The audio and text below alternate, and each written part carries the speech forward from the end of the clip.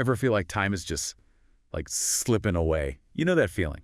Like always rushing to meet deadlines or wishing you could just rewind to a certain moment. Oh, yeah, totally. Well, get ready because today we're going to dive deep into the very nature of time itself. Ooh, that's a big one. It is. We're going to be unpacking this super interesting article from Gray Swan Guild called Is the Flow of Time Just an Illusion? It's by Artis Berzins.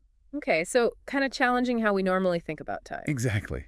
It's going to be a mind-bending exploration for sure. Sounds fun. I'm in. So to kick things off, the article lays out two main ways to think about time. The first one is something called A-series time. Okay, and that is? Basically the time we experience every day, right? That constant flow from past to present to future. Right, like a river, kind of, always moving forward. Yeah, that's a great way to put it. The article actually uses a river analogy too. You see the past receding behind you, the future still hidden around the bend. And we're right here in the present moment, just trying to keep up. Exactly. It also talks about a plant growing is another example of this A-series time. It goes from a tiny seed to a sprout, then to a full bloom, like constantly transforming. Right, so it's all about change and that feeling that like the present moment is where it's all happening. Exactly. Now, get ready because things are about to get a little trippy. Trippy how? The article then throws in this other concept called B-series time, sometimes called the block universe. Okay, I've heard of this, but it's always kind of confused me. It's a mind bender for sure. The idea is that the past, present, and future all actually exist simultaneously. Whoa, hold on. So you're saying everything's already happened, like our choices don't even matter? That's a common reaction, and it's one of the big questions this idea raises. But the article emphasizes that we can't directly perceive this block of time because we're, well, stuck in the flow of time. We experience one moment after another. Just like that person on the river, we can only see what's right around us, not the whole journey laid out. Okay, so we're experiencing time like we're floating down the river, but we can't see the whole map. Exactly. But is there, like, any evidence for this block universe idea? Or is it more of a philosophical thing? Well, that's where it gets interesting. The article actually links this block universe concept back to Einstein's theory of relativity. Oh, wow. Okay, how so? Remember, Einstein showed us that space and time are actually interwoven, forming this fabric called space-time. Right, space-time, yeah. So even though Einstein didn't explicitly say, hey, the universe is a block, his theories kind of set the stage for that possibility. So his work sort of opened the door for this idea. Precisely. The article uses another helpful analogy here. Instead of picturing yourself on that river, imagine you're looking down at a map of the whole journey. Okay, got it. You see the starting point, the destination, the whole route all at once, right? Yeah, that makes sense. That's kind of how B-series time is conceived. The past, present, future, all existing together in this vast expanse of space-time. What we perceive as change is really just the difference between points on that map. Okay, that's starting to make more sense. But still, it's kind of hard to wrap my head around the whole free will thing. If everything's already laid out in this block universe, does that mean our choices don't matter? It's definitely a question that challenges our assumptions about free will and determinism. Now, the article mentions this philosopher, McTaggart, who actually argued that for time to be considered real, we need both A-series and B-series time. That's interesting. He thought A-series, that flow, is like more fundamental to our experience. So both are necessary. That's what he proposed. Yeah. Makes you think, right? Sometimes time feels like this force pushing us forward, but other times we feel like we can step back, look at our options, and make choices that shape our future. Yeah, like sometimes I feel swept along, and other times I feel more in control. Exactly. And that sort of duality, that tension between those two feelings, is part of what makes time so fascinating and so mysterious. For sure. So the article lays out these different types of time, but it doesn't stop there, right? You got it. It goes on to explore how these ideas can help us understand other stuff, like irreversible processes, the things in our everyday lives that only go one way. Oh, irreversible processes. Like what kinds of things? Like, think about grinding coffee beans or scrambling an egg. Okay, yeah. Can't exactly undo those things. Right. Once the beans are ground, that's it. There's a clear direction to those actions. Yeah, we can't unscramble an egg, unfortunately. So that's like this arrow of time, the feeling that it only flows one way. Precisely. And it's something we see all around us. But here's where it gets really interesting. The article brings up this idea that at the quantum level, the tiniest level of reality, Time might not have this fixed direction. Wait, really? So while I can't unscramble my breakfast, things at the, like, subatomic level could theoretically run in reverse. That's the mind-blowing thing about quantum physics. At that scale, some processes could potentially go backwards just as easily as they go forwards. Wow, so different rules for different levels of the universe. It seems that way. And all of this connects back to the future. The article talks about something called futures thinking. Future's thinking, so does that mean, like, predicting what's gonna happen? Not exactly. It's less about seeing the future with certainty and more about exploring the range of possibilities out there, recognizing that the future isn't fixed. There are tons of paths we could take. Okay, so less about fortune telling and more about understanding how things could unfold. Got it. But how do A series and B series time fit into this futures thinking idea? That's where it gets powerful. When we consider both A-series time, that constant flow, and the B-series block universe, we get a much richer perspective on potential futures. Oh, I see, I see. So it's like having two lenses to view the future through. One shows the flow and the other the landscape of possibilities. Exactly. Think about making a decision. Let's say you're thinking of changing careers. Okay, yeah. If you only focus on A-series time, you might just follow the current trends in your field and assume that's the only way forward. But then you might miss out on other opportunities. Right. But if you bring in B-series time, you might see other paths you could take. Maybe even create something totally new for yourself. So thinking about all the possibilities and not just what seems obvious at the moment. Exactly. It's like having a map with multiple routes instead of just one fixed path. So this can apply to big life choices, but can we also use this kind of thinking for smaller everyday stuff? Absolutely. Even dealing with stress can benefit from this dual perspective. Like, imagine you're super stressed about a deadline. Oh yeah, I feel that. If you only focus on A-series time, that ticking clock can feel inescapable, right? It can feel like it's the only thing that matters. But if you shift to a B-series perspective, you can remind yourself that the deadline is just one point in this grand scheme of things. Oh, that's a good way to think about it. Right. It's not about denying the deadline, but putting it in a larger context. Like zooming out on that map to see the bigger picture. I like that. It can help us not get so caught up in the immediate pressure. And this way of thinking can apply to all sorts of situations, not just deadlines.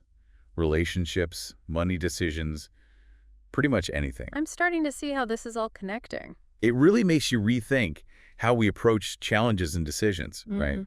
Combining A-series and B-series gives us a more balanced understanding of our choices and their impact. Yeah, it's like we have more control when we understand time in this way. But, going back to what we were talking about earlier about how time might behave differently at the quantum level, does that mean time travel might actually be a possibility? Oh, time travel. Who hasn't thought about that?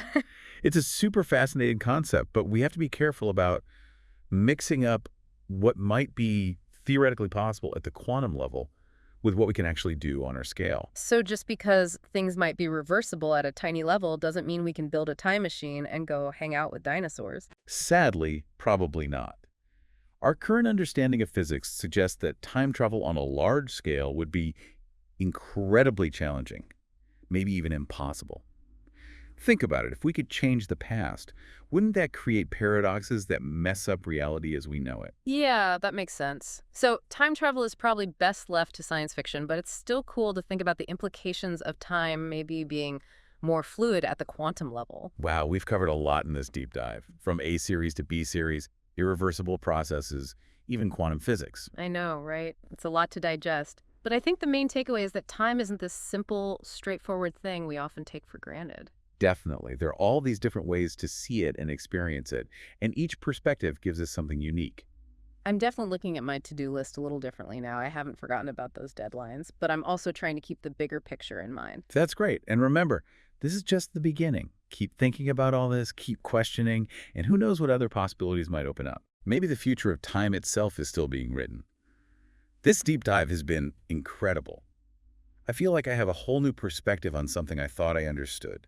It's pretty amazing, right? To think that something we experience every single day can be so much more complex and mysterious than we think. Definitely. I can't wait for our next deep dive. But for now, I think I need a coffee break. Hmm. Let all these ideas sink in a bit. Sounds like a good plan. Who knows what new insights will come up as you keep pondering the nature of time? It's kind of like these everyday actions have this built-in direction. Yeah, there's no going back once you've made those changes. Exactly. And the article calls this direction the arrow of time, that sense that time only moves forward. Makes sense. It's like woven into how we experience the world. Right, but then the article throws in this twist.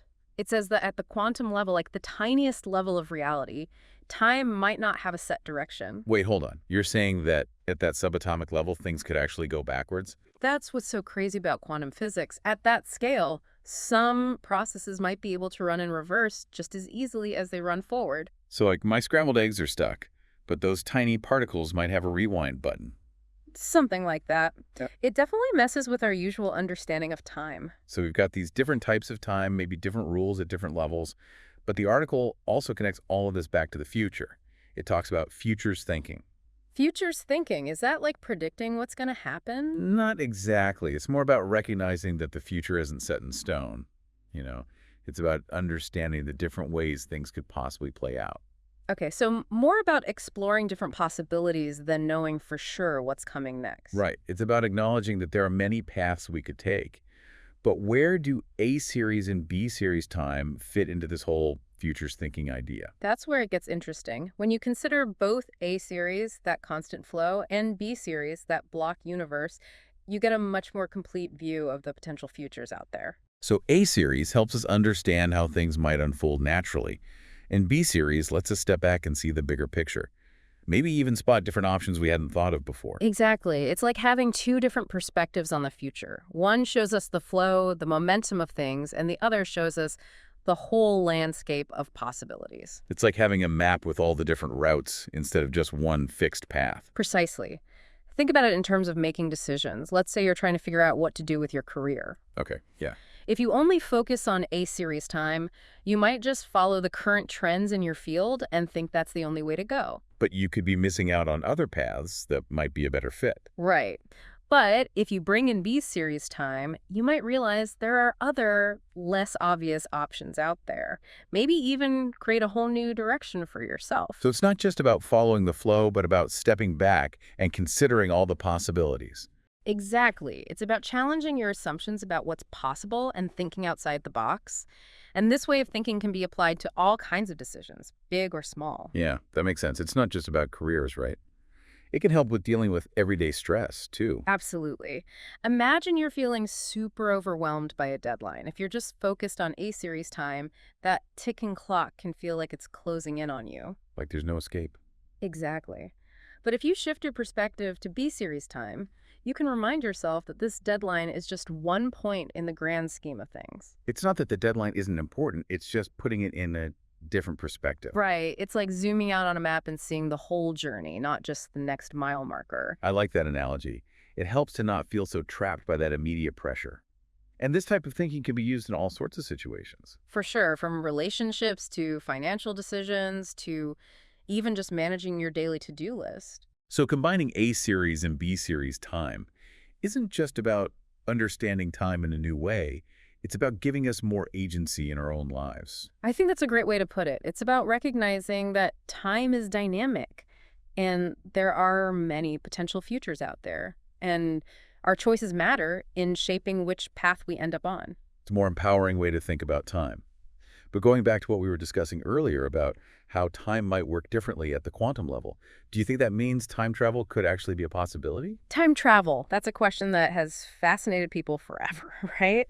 It's certainly an intriguing idea, but we have to be careful about mixing up what might be theoretically possible at the quantum level with what we can actually do in our everyday world. So just because some things might be reversible at that subatomic level, it doesn't mean we can build a time machine and go back to visit the dinosaurs. Probably not. Our current understanding of physics, especially ideas about cause and effect, suggests that time travel on a large scale faces some serious challenges. Imagine if we could just change the past. Wouldn't that create all sorts of paradoxes that could mess up the fabric of reality? Yeah, that makes sense. So for now, time travel might be best left to science fiction writers. But it's still fun to think about. It's like a reminder that even though we experience time every day, there's still so much we don't know about it. Wow, this deep dive has taken us on quite a journey from A series and B series time to irreversible processes and the mind-bending world of quantum physics. I feel like I've learned a lot, and I'm definitely going to be thinking about time differently from now on. Me too.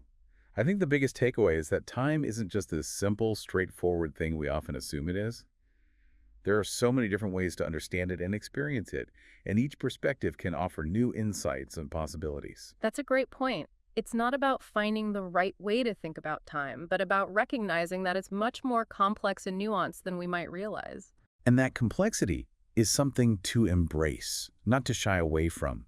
Instead of seeing time as this relentless force pushing us along, we can start to see it as a landscape of possibilities that we can actively shape through our choices and actions. Exactly. It's about shifting from a mindset of being controlled by time to one of being in control of how we use and perceive it. And who knows what amazing things we might be able to achieve when we start thinking about time in this new way. As we wrap up this whole discussion about time and think about all the different ideas we've explored. It's been quite a journey. We started out feeling like time was this unstoppable force. Right. And now we're considering it as this whole landscape of possibilities. It really shows how deep this topic is and how this article we've been talking about, it does such a great job of unpacking all the different sides of time. Definitely. It didn't just throw out these complex theories. It actually connected them back to our everyday lives. Exactly. Yeah. Which is so important. So we went from A series time, that familiar feeling of time flowing, Right. The time we experience all the time. to that really mind-bending concept of B series, the block universe idea. Yeah. That one took a bit of time to wrap my head around, I have to admit. It's a tough one. But even though these ideas seem kind of abstract at first, we saw how they can actually change the way we think about making decisions. And how we think about the future in general. Exactly. Now, I know all this talk about different types of time and quantum physics. It can be a lot to take in. It's definitely a lot to process, but it's okay if you're still wrapping your head around it all. The point isn't to become an expert on all these theories, right? It's more about realizing that time isn't this rigid, one-size-fits-all concept. Exactly. It's not just this thing ticking away on the clock. It's something much more dynamic. And instead of feeling trapped by that feeling of time always moving forward, we can try to embrace the idea that it's fluid and that things can change. And remember, the future isn't set in stone. There are many paths you could take, and the choices you make can influence which one you end up on. So it's not about just passively letting time pass, but actively shaping the future you want. I like that. It's about having more agency, more control over your own life. This whole conversation has definitely made me feel more empowered to approach the future with a bit more optimism. That's awesome. And the cool thing is that the more we learn about time, the more we realize how much we still don't know. There's always more to explore, which is exciting. It is. So as we finish up this deep dive, think about your own relationship with time. Yeah, how do you experience it? What role does it play in the decisions you make? And most importantly, how can you use this new understanding of time to create a future that you're really excited about? That's a great question for everyone listening to ponder. This has been a really amazing journey, and I hope it's given you a new appreciation for time. Time is something we often take for granted, but it's truly a precious resource. And how we choose to understand and use time can have a big impact on our lives. So keep exploring, keep asking questions, and keep diving deep into the mysteries of the world around you. Thanks for joining us for this episode of The Deep Dive. We'd love to hear your thoughts on what we talked about today, so feel free to share them with us on social media. And until next time, keep those minds curious and those calendars flexible.